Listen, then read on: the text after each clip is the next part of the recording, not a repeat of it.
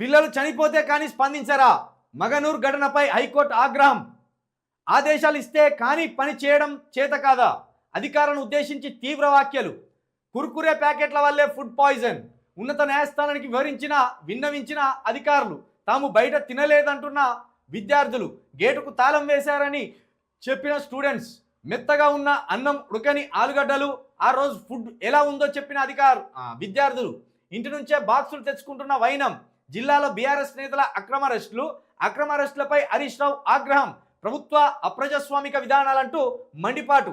మేం బయట తినలేదు విద్యార్థులు. ఇది ఇలా ఉంటే అధికారుల మాటలపై మగనూరు విద్యార్థులు ఆశ్చర్యం వ్యక్తం చేశారు.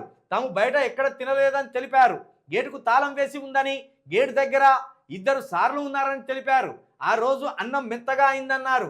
ఆలుగడ్డలు, వంకాయలు ఉడకలేదన్నారు. సారోళ్ళు ఏమన్నారని, ఎమ్మెల్యే ఏమన్నా అంటారేమోనని భయపడ్డామని అన్నారు. తమకు కొనుక్కోవడానికి ఇంట్లో ఎవరు తమకు డబ్బులు ఇవ్వలేదన్నారు. అసలు గవర్నమెంట్ స్కూల్కి వచ్చే పోరగాళ్ళకే పైసలు లేక గవర్నమెంట్ స్కూల్కి పోతాయండి. తల్లిదండ్రులు 100 రూపాయలు 200 రూపాయలు ఇచ్చి బయట కొనక తినుర్రు బిడ్డ అని ఇస్తారు. కూలీ నాలిగి పోయేటోళ్ళు, ఏ దిక్కు లేనోళ్ళు, రూపాయి కట్టలేనోళ్ళు ఈ సర్కారు బాళ్ళకు పంపిస్తాను పిల్లలను. బయటికి పోయి ఇప్పుడు ఇదంతా ఎందుకు మార్చింది కథ అంతా? ఇక మాజీ ఎమ్మెల్యే చిట్టం రామారెడ్డిని అరెస్ట్ చేసిన పోలీసులు, ఈయన నిరసన తెలిపినందుకు అక్కడికి పోయి మాట్లాడినందుకు ఈయన అరెస్ట్ చేసింది. ఇప్పుడు ఈ తతంగం అంతా పిల్లలు బయటికి పోయి తిన్నారనే తతంగం అంతా ఎట్లా వచ్చింది?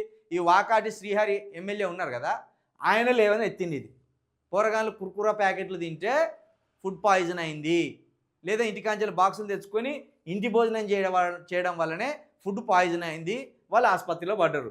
ఈ కథ అంతా అల్లిండ్లను. అంటే 200 మంది రోజు కుర్కురా ప్యాకెట్లే కొనుక్కొని బుక్కింగ్లా. 26వ తారీఖు, 24వ తారీఖు, 20వ తారీఖు, ఈ 3 తేదీలల్లా, వారంలో 3 తేదీలల్లా ఈ కుర్కురా ప్యాకెట్లు తింటూనే అయిందా? ఇట్లున్నది మొత్తం. పక్కదో పట్టించే ప్రయత్నం, జరిగిన నష్టాన్ని ఇక మళ్ళీ ముందు జరగకుండా ప్రయత్నం చేస్తలేరు. లంచ్ బాక్స్ ఇంటికెళ్ళి తెచ్చుకున్నారు. వాళ్ళ అవ్వయాలు 2 రోజుల క్రితం అన్నీ తీసుకొచ్చుకొని తిని అడ్డం పడ్డారు. ఈ ముచ్చట్లు చెప్తాను. పైగా ప్రశ్నించేటోడు ఎవడన్నా పోయి అక్కడ అడిగితే వాళ్ళని అరెస్ట్ చేస్తాను.